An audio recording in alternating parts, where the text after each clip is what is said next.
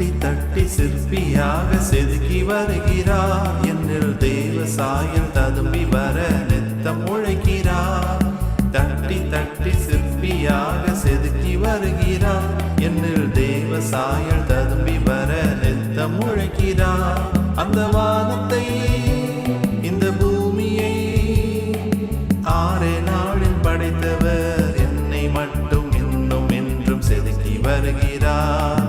என்னை மட்டும் இன்னும் என்றும் செதுக்கி வருகிறார். என்னே அவர் அன்பு.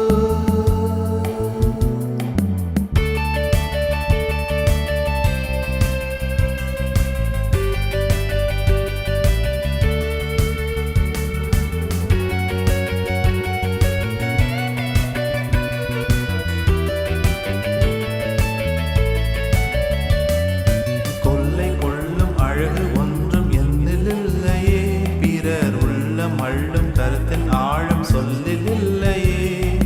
கொள்ளை கொள்ளும் அழகு ஒன்றும் என்னில் இல்லையே. பிறர் உள்ளம் அள்ளும் கருத்தின் ஆழம் சொல்லில் இல்லையே. ஆனால் என்னை தான் அவர் நேசித்தார். மாற அன்பாய் இழுத்தவர் இன்று மட்டும் என்னை தானே செதுக்கி வருகிறார். இன்று மட்டும் என்னை தானே செதுக்கி வருகிறார். என்னே அவர் அன்பு.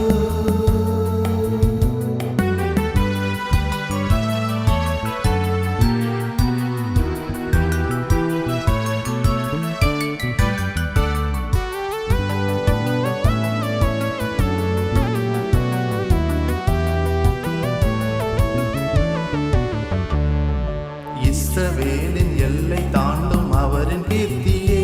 நம்மின் உள்ளம் துள்ளும் மகிழ்ச்சியாலே நாளும் துதிப்போமே. இஸ்ரவேலின் எல்லை தாண்டும் அவரின் கீர்த்தியே. நம்மின் உள்ளம் துள்ளும் மகிழ்ச்சியாலே நாளும் துதிப்போமே.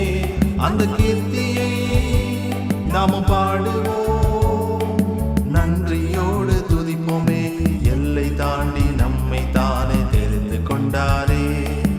எல்லை தாண்டி நம்மை தானே தெரிந்து கொண்டாரே. என்னே அவர் அன்பு.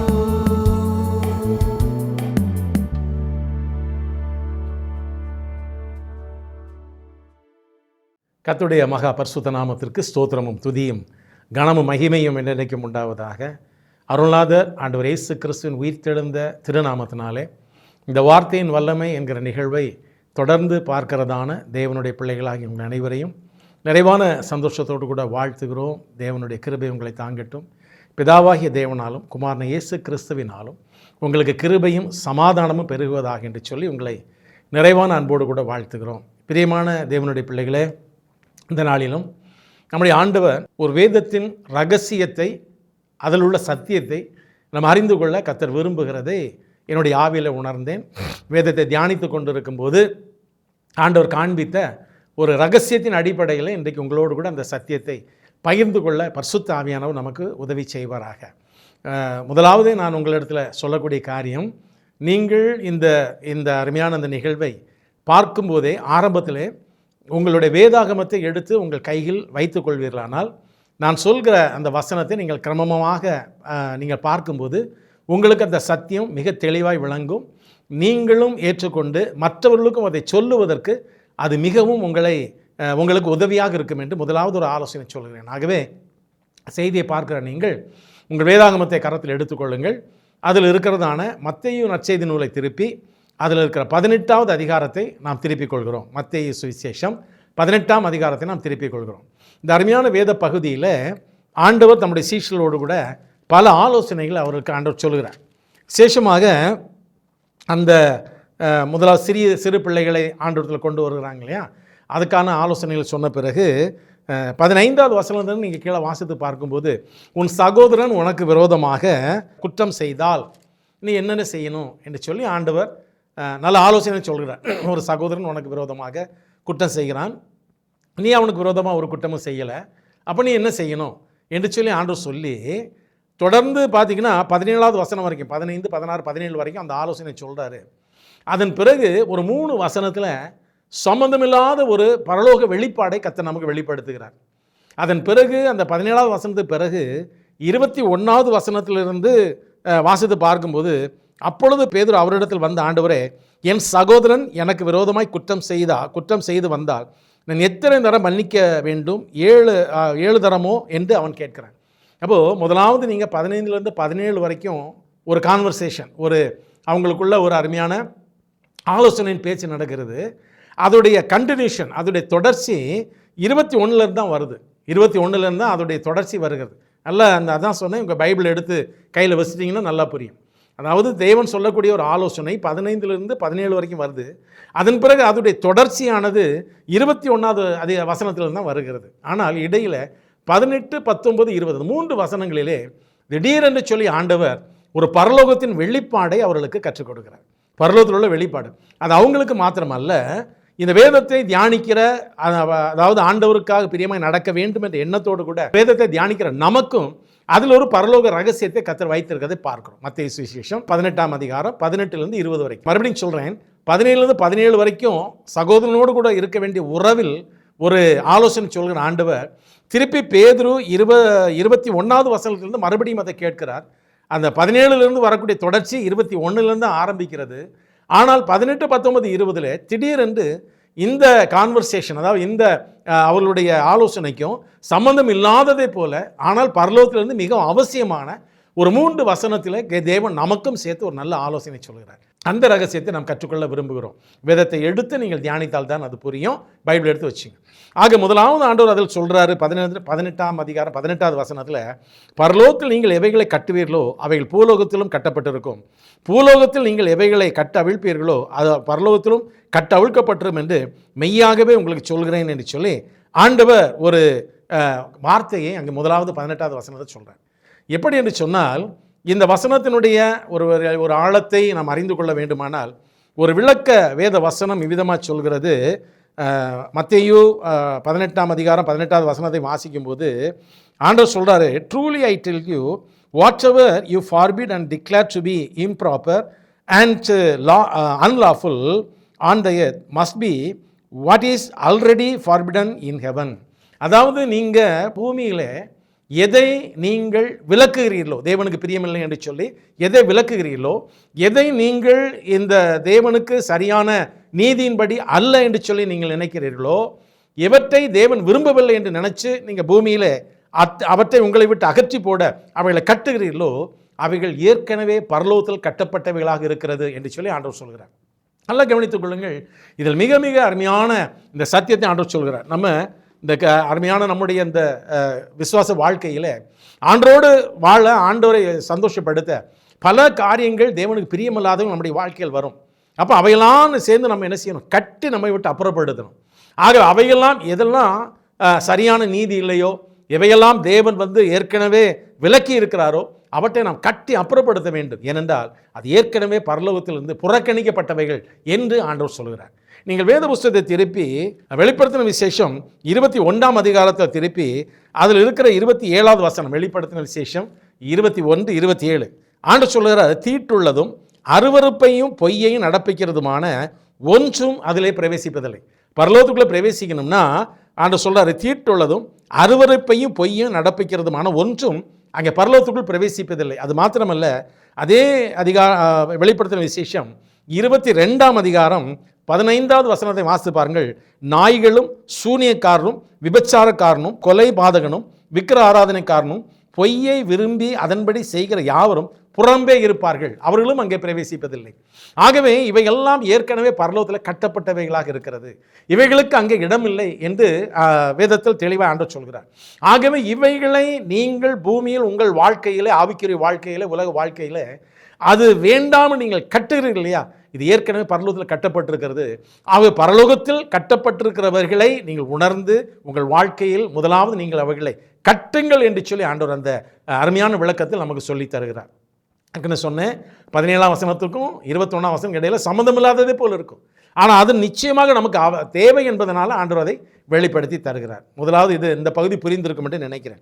அடுத்தபடியாக ஆண்டவர் சொல்கிறாரு, பூலோகத்திலே நீங்கள் எவைகளை கட்டவிழ்ப்பீர்களோ அவைகள் பரலோகத்திலும் கட்டவிழ்க்கப்பட்டிருக்கும் என்று மெய்யாகவே சொல்கிறேன். அப்படினால் நீ தேவனோடு வாழக்கூடிய அந்த ஆவிக்குரிய வாழ்க்கையில், கர்த்தரை சந்தோஷப்படுகிற வாழ்க்கையில் உங்களுக்கு தேவை என்ன என்று நீங்கள் தேவன் சமூகத்திலிருந்து பரலோகத்தில் கட்ட அவிழ்க்கிறீர்களோ, உங்கள் பெற்றுக்கொள்ள நீங்கள் அந்த வேலை செய்கிறீர்களோ, அது ஏற்கனவே பரலோகத்திலிருந்து உனக்காக வாசல் திறக்கப்பட்டு கட்டவிழ்க்கப்பட்டு ஏற்கனவே உனக்கு நேராய் வந்து கொண்டிருக்கிறது என்று ஆண்டவர் அதற்கு ஒரு விளக்கத்தை சொல்கிறார். என்னவென்று சொன்னால், நீங்கள் வேத புஸ்தகத்தை திருப்பி விசேஷமாக இந்த யாக்கோபு எழுதின பொதுவான நிருபத்தை திருப்பி அதில் இருக்கிற 1வது அதிகாரம், யாக்கோபு 1ஆம் அதிகாரம் 17வது வசனத்தை நான் வாசித்து பார்க்கும்போது அங்கே வேதம் சொல்லுகிறது, நன்மையான எந்த ஈவும் பூரணமான எந்த வரமும் வரத்திலிருந்து உண்டாகி சோதிகளின் பிதாவினிடத்தில் இறங்கி வருகிறது, அவரிடத்தில் யாதொரு மாறுதலும் யாதொரு வேற்றுமையின் நிழலும் இல்லை என்று சொல்லி ஆண்டவர் சொல்கிறார். நல்ல கவனம், எந்த நன்மையான ஈவும் ஆண்டவரோடு கூட சேர்ந்து வாழ்வதற்கு, பரலோகத்திற்குள் பிரவேசிப்பதற்கு நாம் எடுக்கக்கூடிய எந்த நன்மையான ஈவும் எந்த பூரணமான வரமும் பரத்திலிருந்து ஜோதிகளின் பிதாவினிடத்திலிருந்து இறங்கி வருகிறது. அப்படியானால் நமக்கு தேவையான பரிசுத்த ஆவியினுடைய அபிஷேகம், நமக்கு தேவையான பரிசுத்தம், நமக்கு தேவையான விசுவாசம், இப்படிப்பட்ட நல்ல காரியங்களுக்கு ஏற்கனவே பரலோகத்திலிருந்து உங்களுக்காக எனக்காக கட்டவிழ்க்கப்பட்டு இருக்கிறது. ஆகவே அந்த பரலோகத்தில் கட்டவிழ்க்கப்பட்டிருக்கிற அந்த காரியங்கள் நீ விரும்பும் போது அது உனக்காக ஒரு கட்டவிழ்க்கப்பட்ட ஆசீர்வாதமாக உனக்கு நேராய் வரும். விசேஷமாக ஒரு அப்போஸ்தலர் நடபடிகளின் புத்தகத்தை திருப்பி அதில் 2ஆம் அதிகாரம் 2வது வசனம் ரொம்ப அருமையான ஒரு வசனம் என்று சொல்லி நான் நினைக்கிறேன். அப்போஸ்தலர் 2ஆம் அதிகாரம் 2ஆம் வசனம், ஆண்டவருடைய திட்டத்தை நிறைவேற்றும் போது அப்பொழுது பலத்த காற்று அடிக்கிற முழக்கம் போல வானத்திலிருந்து சடுதியாய் ஒரு முழக்கம் உண்டாகி அவர்கள் உட்கார்ந்திருந்த வீடு முழுவதும் நிரப்பிற்று என்று சொல்லி பார்க்கிறோம். இந்த அபிஷேகம் எங்கிருந்து வருகிறது? வானத்திலிருந்து வருகிறது. யாக்கோபு 1:17 யாக்கோபு என்ன சொல்கிறார்? நன்மையான எந்த ஈவும் உனக்கு தேவையான, உன்னுடைய ஆவிக்குரிய வாழ்க்கைக்கு தேவையான நன்மையான எந்த ஈவும் பூரணமான எந்த வரமும் பரத்திலிருந்து ஜோதிகளின் பிதாவினிடத்திலிருந்து இறங்கி வருகிறது என்று சொல்லி யாக்கோபு சொல்கிறார் இல்லையா? இதற்காக நீ கர்த்தரோடு இணைந்து வாழ வேண்டும் என்பதற்காக அந்த உற்சாகத்தோடு உத்வேகத்தோடு கூட நீ எதை பரலோகத்திலிருந்து வர வேண்டும் என்று கட்டவிழ்க்க வேண்டும் என்று விரும்புகிறாயோ அது ஏற்கனவே உனக்காக கர்த்தர் கட்டவிழ்த்து தான் வைத்திருக்கிறார். அது உனக்கு வந்து சேரும் என்று சொல்லி இந்த வசனம் சொல்கிறது. புரிகிறதா? இந்த 1வது வசனம் புரிகிறதா? நீங்கள் இளவற்றை கட்டுவீர்களோ, நல்லா தெரிஞ்சுங்க, அசுத்தம், இந்த மோசமான வெளிப்படுத்தின விசேஷம் 21 நாம் வாசித்தோம் இல்லையா, 21, 27 வாசித்தோம் இல்லையா, அவற்றை நடப்பிக்கிறவர்கள் உள்ளே பிரவேசிப்பதில்லை. அவை ஏற்கனவே பரலோகத்தில் கட்டப்பட்டிருக்கிறது. ஆகவே நீ அவைகளை உன் வாழ்க்கையில் அது குறுக்கிடுமானால் அதை நீ கட்டிவிடு என்று சொல்கிற. ஏற்கனவே பரலோகத்தில் கட்டப்பட்டிருக்கிறதை நீ அறிந்து, இந்த வேதத்தின் அடிப்படையில் அறிந்து அதை உன் வாழ்க்கையில் கட்டி வெளியே தூக்கி எரிந்து விடு. அது ஏற்கனவே பரலோகத்தில் கட்டப்பட்டவைகள், அவைகளுக்கு அங்கே இடமில்லை. பரலோகத்தில் எவைகள் கட்டவிழ்க்கப்பட்டிருக்கிறது? நன்மையான எந்த ஈவும் பூரணமான எந்த வரமும் வேதம் சொல்லுவது போல சடுதியில் வானத்தில் ஒரு சத்தம் உண்டாகி அவர்கள் மீது இறங்கினபடியினால். நான் ஒரு ரகசியத்தை சொல்கிறேன். யோவேல் தீர்க்கதரிசியின் புஸ்தகத்தில் ஆண்டவர் ஒரு வாக்குறுதி கொடுத்தார் இல்லையா? என்ன? கடைசி நாட்களில் மாம்சமான யாவர் மீதும் என் ஆவியை ஊற்றுவேன் என்று சொல்லி சொன்னார். மாம்சமான ஒரு சிலர் மீதல்ல, மாம்சமான எனக்கு வேண்டியவர் மாத்திரமல்ல, மாம்சமான யாவர் மீதும். மாம்சமான என்று சொன்னால் மனம் திரும்பின, மாம்சமான யாவர் மீதும் ஆவி ஊற்றுவேன் என்று சொன்னார். அந்த மனம் திரும்பின யாவர் மீதும் என் ஆவி ஊற்றுவேன் என்று சொன்னாரே, அந்த யாவரும் என்கிற அந்த வார்த்தையில் என் பெயர் இருக்கிறது என்று சொல்லி நீங்கள் விசுவாசிக்கிறீர்களா? உங்கள் பெயர் அதில் இருக்கிறது என்று விசுவாசிக்கிறீர்களா? அப்படி விசுவாசித்தீர்களானால் இதோ பரலோகத்திலிருந்து கட்டவிழ்க்கப்பட்ட தேவனுடைய அந்த வந்த அந்த பரிசுத்த ஆவி உங்களுக்கும் வரும் என்று ஆண்டவர் உறுதி தருகிறார். நல்லா கவனிங்க, சம்மந்தமில்லாத வசனத்தை போல் இருந்தது. அதை ஆழ்ந்து தியானிக்கும் போது என்னுடைய அந்த மனதில் கர்த்தர் அந்த வெளிச்சத்தை கொடுத்து வெளிப்படுத்தின போது ஆச்சரியப்பட்டு போனேன். தேவன் இவ்வளோ பெரிய ரகசியத்தை வைத்திருக்கிறாரே நமக்காக என்று சொல்லி.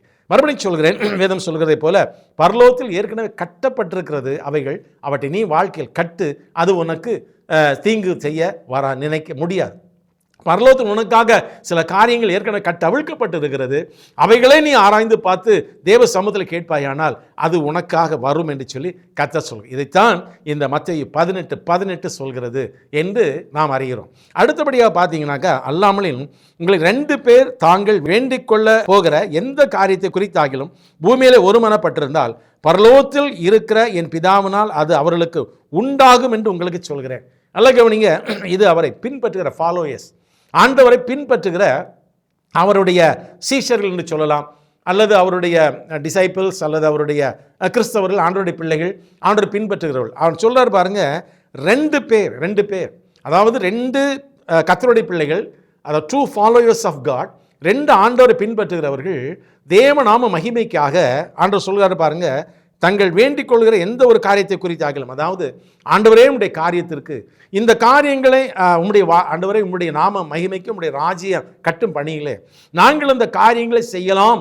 என்று நினைக்கிறோம் என்று ஜெபிப்பீர்களானால், 2 பேர் சேர்ந்து ஜெபிப்பீர்களானால் அது உங்களுக்கு வாய்க்கும் என்று சொல்லி ஆண்டவர் சொல்கிறார். இந்த 2 பேர் என்பது மிக முக்கியமான ஒரு காரியம். ஏனென்றால் லூக்கா சுவிசேஷம் 10ஆம் அதிகாரத்தில் நாம் முதலாவது வசனத்தை வாசித்து பார்க்கும்போது, இவைகளுக்கு பின்பு கர்த்தர் வேறே 70 பேரை நியமித்து தாம் போகும் சகல பட்டணங்களுக்கும் இடங்களுக்கும் அவர்களை தமக்கு முன்னே 2 பேராக அனுப்பினார். 2 பேராக அனுப்பினார் என்று சொல்லி வேதம் சொல்லும்.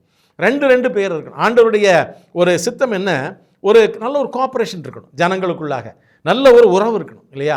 அப்போது இந்த 2 பேர் இங்கேயும் ஆண்டவர் சொல்கிறாரு, அப்படி என்னுடைய ராஜ்யத்தை கட்டும் பணியில் ஊக்கமுள்ள உற்சாகம் உள்ள 2 பேர் இணைந்து நீங்கள் ஆண்டவரே உமக்காக இதை செய்யலாம் என்று நாங்கள் நினைக்கிறோம் என்று ஜெபிப்பீர்களானால், ஆண்டவர் சொல்கிறார் பார்த்தீங்களா, 2 பேர் தாங்கள் வேண்டிக் கொள்ள போகிற எந்த காரியத்தை குறிக்கலாம் பூமியில் ஒருமனப்பட்டிருந்தால், 2 பேர் சேர்ந்து செய்யணும்னு ஒருமனப்பட்டிருந்தால் பரலோகத்துக்கு பிதாவினால் அது அவர்களுக்கு உண்டாகும் என்று உங்களுக்கு நீங்கள் செய்வதற்கு, தேவனுடைய ராஜ்யத்தை கட்டுவதற்கு அது உங்களுக்கு வாய்க்க செய்ய நான் உங்களோடு கூட இருப்பேன் என்று சொல்லி ஆண்டவர் சொல்கிறார். இந்த 2 பேராக கர்த்தர் அனுப்புகிறார். ஆக இந்த 2 பேர் நம்ம எல்லாருக்கும் தெரியும்.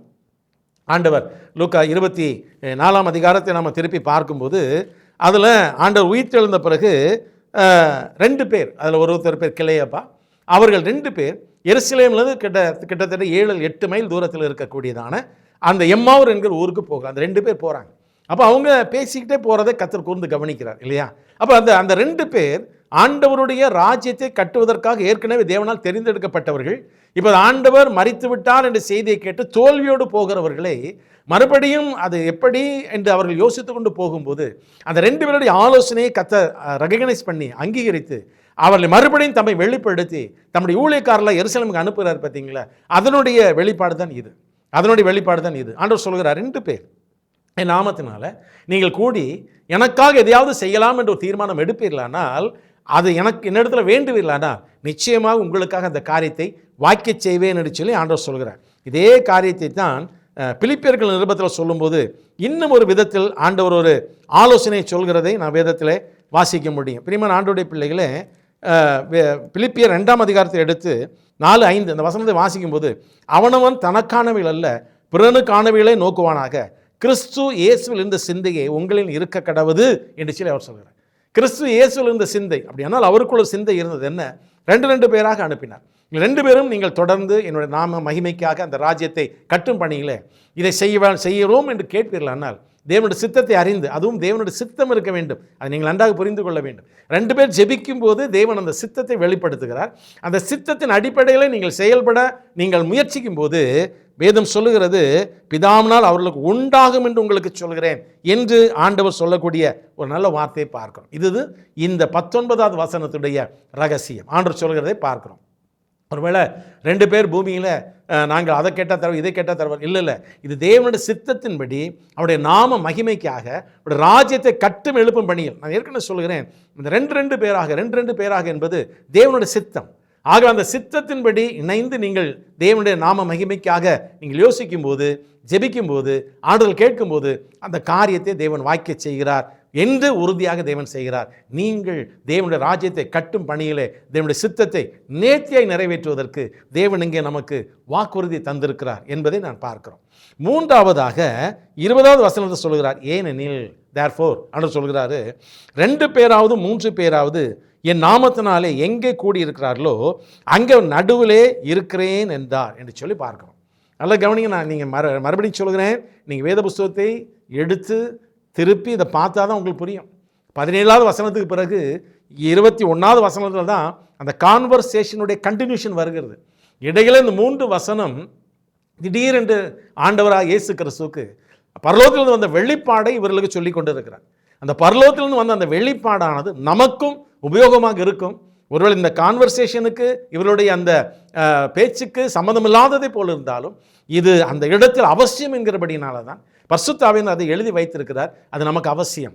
நல்ல கவனிங்க. இப்போது 20ஆம் வசனம் சொல்லுங்க, ஏனெனில் 2 பேராவது 3 பேராவது என் நாமத்தினால் எங்கே கூடியிருக்கிறார்களோ அங்கே நடுவிலே நான் இருக்கிறேன் என்று சொல்லி ஆண்டவர் சொல்கிறார். என்ன ஒரு வார்த்தை என்று சொன்னால், அவருடைய நாமத்தினாலே நாம் கூடுகிற எந்த இடத்திலும் அவர் நம்மோடு கூட நம்மில் ஒருவராக ஆண்டவர் இருப்பார். இதற்கு நல்ல உதாரணம் என்ன? தானியேல் தீர்க்கதரிசன புஸ்தகத்தில் 3ஆம் அதிகாரம் நமக்கு நல்லா தெரியும். அனனியா, மிஷாவேல், அசரியா, இந்த 3 பேரும் தேவனுக்காக ஒருமனப்பட்டு நின்றார்கள். நல்லா புரிந்து கொள்ளுங்க. இது ஒரு எக்ஸாம்பிளுக்கு சொல்கிறேன். ஆனாலும் இதுதான் உண்மை, இதுதான் சத்தியம். நீங்கள் ஒருமனப்பட்டு தேவனுக்காக நிற்கும்போது தேவன் உங்களோடு கூட இருப்பாரா இல்லையா, அப்படி ஏற்கனவே இருந்தாரா என்பதை வெளிப்படுத்துவதற்காக தான் இந்த உதாரணத்தை உங்களுக்கு சொல்கிறேன். தானியேல் தீர்க்கதரிசன புஸ்தகத்தை வாசிக்கும் 3ஆம் அதிகாரத்தில் அனனியா, மிஷாவேல், அசரியா தேவ நாமத்தை மகிமைப்படுத்துவதற்காக 3 பேரும் ஒருமனப்பட்டு அந்த இடத்துல இருந்தபடியினால தான் அந்த 7 மடங்காக உக்கிரகமாக பயங்கரமாக உருவாக்கப்பட்டிருந்த அந்த அக்கினி சூளையில் அவன் நடுவிலே நான் இருப்பேன் என்று சொன்ன ஆண்டவர் கூடவே இருந்தாரா இல்லையா? நீங்கள் யோசித்து பாருங்கள். நீங்கள் அதை விசுவாசிக்கிறீர்களா இல்லையா? ஆகவே அவரோடு கூட நாம் அவரோடு கூட வாழ்வதற்கு 2 பேரா 3 பேராவது இதை எப்படி எடுத்துக்கொள்ளலாம் என்று சொன்னால், ஒருவேளை நம்முடைய குடும்பத்தில் அல்லது நம்முடைய ஊழிய ஸ்தாபனத்தில் அல்லது நண்பர்களாக, சிநேகிதிகளாக, நாம் தேசத்திற்காக, அழிந்த போர் ஆத்துமாக்களுக்காக, திருச்சபைகளுக்காக நீங்கள் ஜெபிக்க கூடும்போது உங்களில் ஒருவராக உங்களோடு கூட நானும் இருப்பேன். ஏனென்றால் அவர் நம்ம கூட இருந்து நம்மை ஜெபத்தில் ஊக்கப்படுத்தும் போது தான் அந்த ஜெபம் தான் பரலோகத்தில் சென்று எட்டும். நல்ல கவனிங்க. அந்த ஒரு வெளிப்பாடோடு நாம் ஜெபிக்க வேண்டும் இல்லையா? ரோமர்கள் நிருபத்தில் 8ஆம் அதிகாரத்தை நாம் வாசித்து பார்க்கும்போது அதில் ஆண்டவர் நமக்கு மிக தெளிவாக சொல்கிறார் இல்லையா? ஆமென். 27வது வசனத்தில், ரோமர் 8:27, ஆவியானவர் தேவனுடைய சித்தத்தின்படி பரிசுத்தவான்களுக்காக வேண்டுதல் செய்கிறபடினால இருதயங்களை ஆராய்ந்து பார்க்கிறவர் ஆவின் சிந்தனை என்னதென்று அறிவார். உங்களுக்கு நீங்கள் என்ன நோக்கத்தோடு ஜெபிக்கல் என்பதை அவர் அறிவார். அப்போ 2 பேர் 3 பேர் நீங்கள் கூடி ஜெபிக்கும் போது இல்லையா, விசேஷமாக யூத ரபிகளுக்குள்ளாக ஒரு நம்பிக்கை இருந்தது. யூத ரபிகளுக்குள்ளாக ஒரு நம்பிக்கை. அவர்கள் அடிக்கடி கூடி ஜெபிப்பார்கள். அது மாத்திரமல்ல, யூத ரபிகளும் அந்த வேத பாரகர்கள், பரிசேயர்களெல்லாம் அடிக்கடி கூடி வேதத்தை ஆராய்ந்து பார்ப்பார். அதைத்தான் இயேசு சொல்லும்போது சொன்னால், வேத வாக்கியங்களை ஆராய்ந்து பார்க்கிறீர்களே, அவைகளால் நித்திய ஜீவன் உண்டு அறிந்திருக்கிறீர்களே, என்னை குறித்து சாட்சி கொடுக்கிறவர்களும் அவைகளே என்று சொல்லி அந்த யூதர்கள் மத்தியில் கர்த்தர் பேசினார். வேதத்தை ஆராய்வார்கள். அப்போது அந்த யூத ரபிகள், வேத பாரகர், பரிசேயர்கள் எல்லாரும் வேதத்தை ஆராயும் போது அவர்களுக்கு ஒரு பெரிய நம்பிக்கை என்ன தெரியுமா? அந்த வனாந்தரத்திலே இஸ்ரவேல் ஜனங்கள் 40 ஆண்டுகளாக தேவன் நடத்தும் போது பகலிலே மேகஸ்தம்பமாக, இரவில் அக்னி ஸ்தம்பமாக அவளை வழி நடத்தின அந்த மகிமையின் மேகம், அதற்கு பெயர் ஷெக்கினா என்று பெயர். அந்த ஷெக்கினா நம்மேல் வந்து நிழலிட்டு நிற்கும் என்று அவர் நம்பினார்கள். அதை அவர்களுடைய விசுவாசத்தின் அடிப்படையில் தான் கர்த்தர் இந்த வசனத்தை சொல்கிறார். நாங்கள் கூடும்போது அந்த மகிமையின் மேகமாய் ஷெக்கினா அது எப்படி இருந்தது? பகலிலே மேகஸ்தம்பமாக, இரவில் அக்னி ஸ்தம்பமாக அவர்களோடு கூட இருந்தது இல்லையா? அந்த மேகம், அதற்கு பெயர் ஷெக்கினா. அந்த மேகம் நிழலிட்டு நிற்கும் என்று அவர்கள் அந்த விசுவாசத்தில் தெய்வ பயத்தோடு கூட இந்த வேதங்களை ஆராய்ந்தார்கள். இதைத்தான் ஆண்டவர் இந்த இடத்துல மறுபடியும் உறுதிப்படுத்துகிறார். நீங்கள் 2 பேர் 3 பேருக்கே நாமத்தினால் ஒருமனப்பட்டு கூடுகிறீர்களோ அங்கே ஒரு ஷெக்கினாவாக நான் உங்களோடு கூட இருப்பேன். நல்ல கவனிங்க, விசுவாசிங்க. நீங்கள் கூடி ஜெபிக்கிற இடத்தில், அதாவது வெறும் ஜெப கூட்டத்தில் மாத்திரமல்ல, நீங்கள் குடும்பத்தில் கணவன், மனைவி, பிள்ளைகள் கூடி ஜெபிக்கும் போது நிச்சயமாக தேவ மகிமையின் மேகமாய் ஷெக்கினா உங்கள் மேல் வந்து நிழலிட்டு நிச்சயமாக நிற்கும். இதை நீங்கள் விசுவாசித்தீர்களானால் உங்கள் வாழ்க்கையின் அனுபவத்தில் இந்த நாள் முதல் நீங்கள் அதை உணர முடியும். அது உங்கள் மேல் நிழலிட்டு நிற்கும்போது அந்த ஜெபம் பரலோகத்தில் சென்று எட்டுகிறது. ஏனென்றால் பரிசுத்த ஆவியானவர் இப்போது ஷெக்கினாவாக நம்மேல் வந்து நிற்கிறார். பிரியமான ஆண்டவருடைய பிள்ளைகள், ஆகவே தான் சங்கீதம் 121 வாசிக்கும் போது வேதம் சொல்லுகிறது, ஏதோ இஸ்ரவேலை காக்கிற உறங்குவதில்லை தூங்குவதும் இல்லை, கர்த்தருனை காக்கிறவர் கர்த்தருடைய வலது பக்கத்திலே நிழலாக இருக்கிறார். உறங்குவதில்லை தூங்குவதும் இல்லை என்று சொன்னால் என்ன? பகலிலே மேகஸ்தம்பம், இரவில் அக்னி ஸ்தம்பம். சங்கீதம் 91 வாசிக்கிறோம், இரவின் பயங்கரங்களுக்கும் பகலில் பறக்கும் அம்புக்கும் இருளில் நடமாடும் கொள்ளை நோக்கியும் மத்தியானத்தில் பாழாக சங்காரத்திற்கும் பயப்படாதிருப்பா. ஏனென்றால் நீ ஜெபிக்கும் போது, காலையில் எந்திரித்து ஜெபிக்கும் போது, குடும்பமாக ஜெபிக்கும் போது வேதம் சொல்கிறதை போல அந்த ஷெக்கினா உங்கள் குடும்பத்தின் மேல் நிழலிட்டு நிற்கும். இரவில் தொடர்ந்து நீங்கள் படுக்கைக்கு போவதற்கு முன் ஜெபிப்பதற்கு முன்பதாக நீங்கள் எங்கிருந்தாலும் சரி, உங்களுடைய சந்ததிகள், பிள்ளைகள் எந்த தேசத்தில் எந்த பட்டணத்தில் இருந்தாலும் சரி, மகிமையின் மேகமாகிய அந்த இரவில் வரக்கூடிய அந்த தேவனுடைய மகிமையின் மேகம் ஷெக்கினா உங்களையும் உங்கள் குடும்பங்களையும் பாதுகாக்கும். அதைத்தான் நீங்கள் ஆண்டவர் சொல்கிறார், 2 பேர் 3 பேர் எங்கே நாமத்தினால் ஒருமனப்பட்டு கூடுகிறீர்களோ அங்கே ஷெக்கினாவாக நான் இருப்பேன், உங்கள் மேல் நிழலிட்டு நிற்பேன். நீங்கள் என்ன கேட்கிறீர்களோ அதை தரும்படியாக பகலிலே பாதுகாக்க மேகஸ்தம்பமாக, இரவிலே பாதுகாக்க அக்னி ஸ்தம்பமாக உங்கள் மேல் நான் நிற்பேன் என்பதை சொல்லும்படியாகத்தான் கர்த்தர் அந்த வார்த்தைகளை வெளிப்படுத்தி காண்பிக்கிறார். பிரியமான ஆண்டவருடைய பிள்ளைகளே, இருதயங்கள் கலங்காதிருப்பதாக. நீங்கள் ஆராதிக்கிற தேவன் நீங்களும் நானும் நினைக்கிறபடி நம்மை நேசிக்கிறவரல்ல. அவருடைய அன்புக்கு ஈடு இணையே கிடையாது. உன்னதமான தேவன், உயர்ந்த தேவன். அவருடைய இருதயம் முழுவதும் அன்பும் பரிசுத்தமும் நிறைந்திருக்கிறபடினால நீங்களும் நானும் வேண்டிக் கொள்வதற்கு அதிகமாகவே அவர் நமக்காக கிரியை செய்ய வல்லவராக இருக்கிறார். ஆகவே இந்த நாளிலே இந்த 3 வசனம் மறுபடியும் சொல்கிறேன். 17ஆவது வசனத்துக்கு பிறகு 21வது வசனம் தான் சம்பந்தப்பட்டதே போல் இருக்கும். இடையில் அது சரி ஒருவேளை சம்பந்தப்படாததே போல் இருக்கும். ஆனால் மிக மிக அவசியமாக விசுவாசிக்க வேண்டிய தெளிவான ஒரு வேத சத்தியம் என்கிறபடினால் கர்த்தர் இந்த நாளில் அதை உங்களுக்கு நேராய் நீங்கள் அறிந்து கொள்ள விரும்பி அனுப்புகிறார். நீங்கள் அதை ஏற்றுக்கொள்கிறீர்களா? முதலாவது, நீங்கள் எதை பரலோகத்தில் கட்டப்பட்டிருக்கிறதோ அதை அறிந்து பூமியில் அதை உன் வாழ்க்கையை விட்டு கட்டி தூர எறிந்து விடு.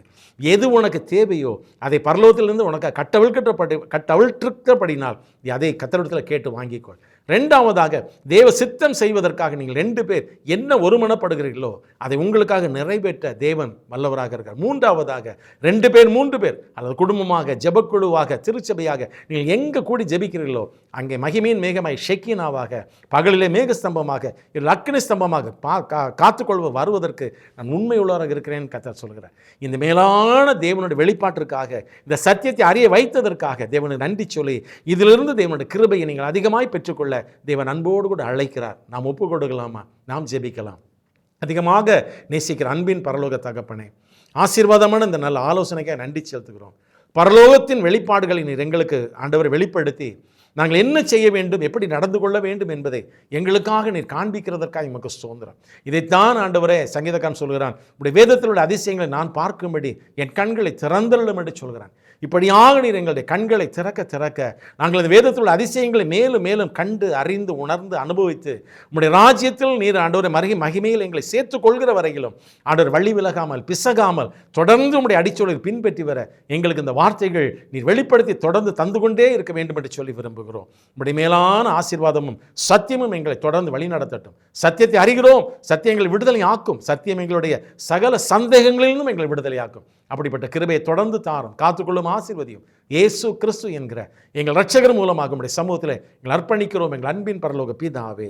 ஆமேன், ஆமேன், ஆமேன். எனக்கு அன்பானவர்களே, இந்த வார்த்தைகள் அப்படியே விசுவாசிங்கள். கர்த்தர் உங்களை ஆசீர்வதிப்பார், காப்பார். God bless you.